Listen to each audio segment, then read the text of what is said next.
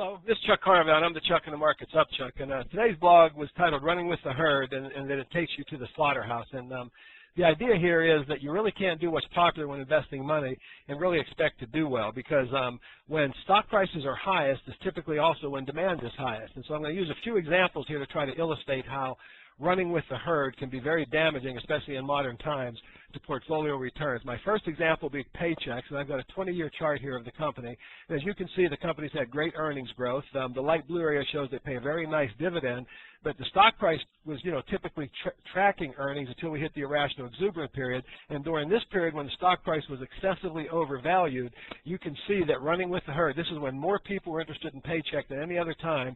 And anyone that was buying the stock, over this 2 or 3 year period here, which basically started in 2000 and all the way through even into 2002, these people suffered significant underperformance and even losses of their money, and yet the company itself did well. This is a classic case of running with the herd not being a good strategy.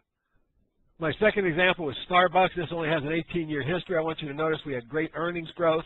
And when you have a drop in earnings like this, it always lowers this line. This is what Starbucks' original earnings growth was. It was well over, 35 and 40%. And the stock price tracked that very closely. I want you to notice that when it got under its earnings justified level, those were good times to be buying Starbucks.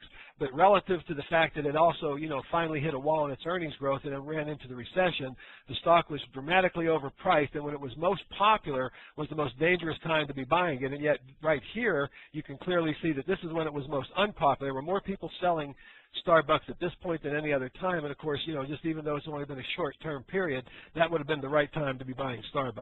The next example is Buffalo Wild Wings. I just showed this company because it did give me some periods of overvaluation and undervaluation. Obviously, Buffalo Wild Wings was very popular here, bad time to invest. It was unpopular, in July of 2006, a great time to be making an investment. Anytime the stock price was unpopular and undervalued, those are great times to be buying the stock. And any time when the market was, when the demand was highest and when, the crowd was most interested in the stock were bad times to buy the stock. I'll end today's post by looking at Apollo Group. And, reality of this stock, as you can see, it's an educational company, had a great track record where the stock price tracked earnings very close. They had one little hiccup in earnings. That led to some significant undervaluation and even a flattening in earnings, from the fiscal year 05, through 07. But as you can see, this is when the stock was most unpopular. And clearly, during these unpopular periods, these are great times to be buying the stock, because at times like this, when the stock is most unpopular, especially if you have decent earnings underpinning the investment. Remember, if you have deteriorating fundamentals like we showed yesterday, this doesn't work. But if you still have good earnings and the stock is unpopular, those are usually the best times to be investing. So, the bottom line is this, invest in the business, get your valuations right, make sure you're not overpaying. Just because it's popular doesn't mean it's a good idea.